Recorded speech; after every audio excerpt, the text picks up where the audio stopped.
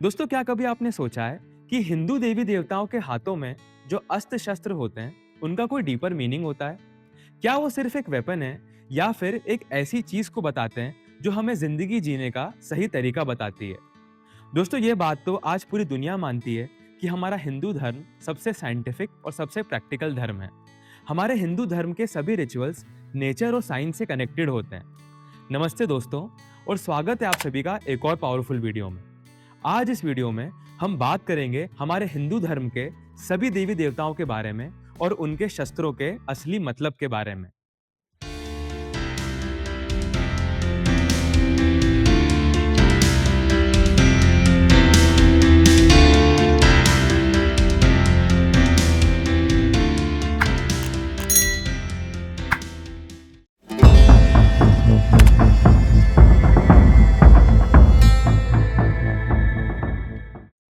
सबसे पहले हम बात करते हैं भगवान शिव के त्रिशूल के बारे में।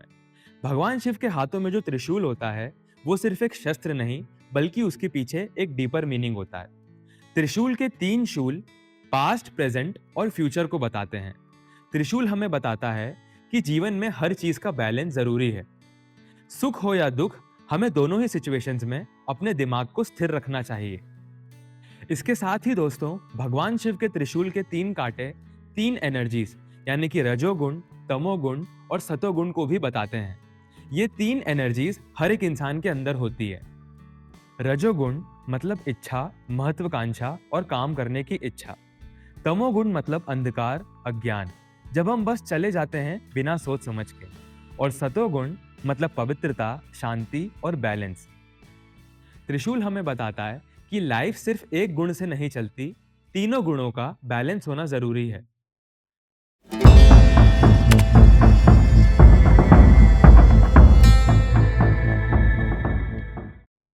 भगवान विष्णु का सुदर्शन चक्र।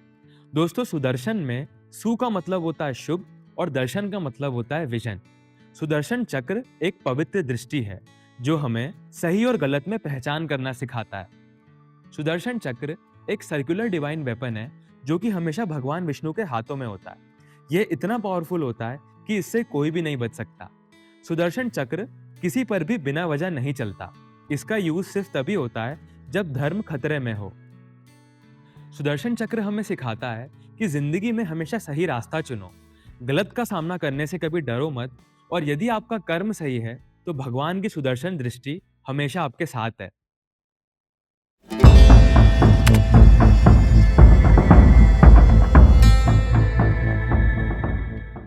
भगवान शिव के हाथों में जो डमरू होता है, ये इंस्ट्रूमेंट एक डिवाइन इंस्ट्रूमेंट होता है। जब भी भगवान शिव तांडव करते हैं तो डमरू बजता है। उसकी ध्वनि से ही सृष्टि का आरंभ होता है। जब भी भगवान शिव डमरू बजाते हैं तब तब कुछ ना कुछ बड़ा होता है। या तो कुछ नया जन्म लेता है या फिर कुछ पुराना समाप्त हो जाता है। डमरू के एक साइड से निकलती है ओमकार की ध्वनि, जो पूरी सृष्टि का पहला साउंड माना गया है। डमरू का शेप भी हमें लाइफ के बारे में बताता है। एक तरफ से बड़ा, बीच में पतला, दूसरी तरफ से फिर बड़ा।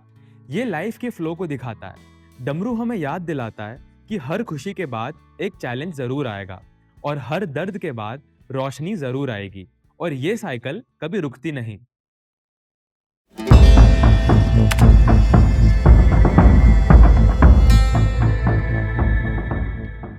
माँ दुर्गा के हाथों में अलग अलग अस्त्र शस्त्र होते हैं। तलवार, त्रिशूल, गदा, धनुष। पर क्या कभी आपने नोटिस किया कि माँ दुर्गा एक ही समय में 10 काम संभालती हैं? जैसे एक माँ, एक बहन, एक बेटी और एक वॉरियर। दुर्गा माँ हमें सिखाती हैं कि मल्टीटास्किंग एक कला है, एक शक्ति है, और हर किसी के अंदर ये पोटेंशियल होता है। जब कभी भी आपको लगे कि लाइफ में रिस्पॉन्सिबिलिटीज बहुत ज्यादा हो रही हैं, तो माँ दुर्गा के 10 हाथ याद करो।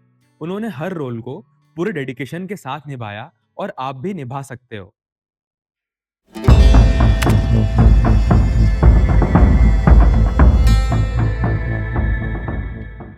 भगवान श्री कृष्ण के हाथ में कोई तलवार नहीं थी, उनके हाथ में थी बस एक बांसुरी।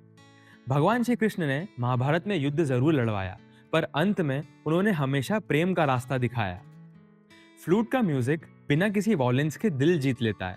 वैसे ही हमें भी दुनिया जीतनी है, आवाज से नहीं, अपने व्यवहार से।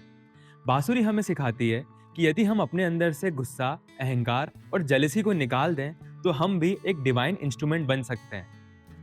दोस्तों, जब भी आप भगवान श्री कृष्ण को बांसुरी के साथ देखें, तो हमेशा याद रखना कि शांति और प्रेम सबसे बड़े शस्त्र हैं, और जो इंसान खुद को खाली कर लेता है, वही भगवान का असली सारथी बन जाता है।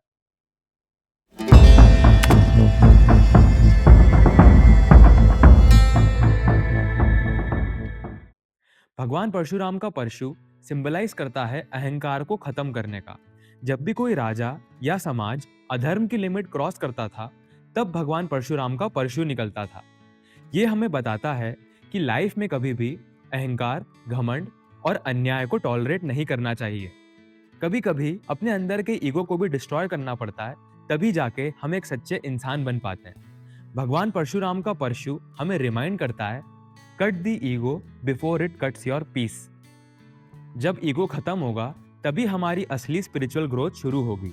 दोस्तों, लाइफ में आगे बढ़ने के लिए और पीसफुली जीने के लिए हमें अपने अंदर से ईगो को खत्म करना चाहिए। दोस्तों, हिंदू धर्म के ये अस्त्र शस्त्र सिर्फ युद्ध में लड़ने के लिए नहीं थे, बल्कि ये अस्त्र शस्त्र हमारे अंदर के असुरों से लड़ने के लिए भी हैं। ये हमें सिखाते हैं जीवन के जरूरी नियम, जैसे संतुलन, शांति, सच्चाई, साफ सोच, बिना अहंकार के काम करना और बिना शर्त के प्यार देना। दोस्तों, यदि ये वीडियो आप सभी को दिल से पसंद आया, तो प्लीज इस वीडियो को लाइक कीजिए। ऐसे ही और पावरफुल वीडियोस देखने के लिए चैनल को सब्सक्राइब कीजिए। इस वीडियो को अपने फ्रेंड्स के साथ भी शेयर कीजिएगा और मुझे कमेंट करके बताइएगा कि आपको कौन सा शस्त्र सबसे ज्यादा इंस्पायर करता है। मिलते हैं नेक्स्ट वीडियो में। This is R M S Tiwari and I will see you in my next video.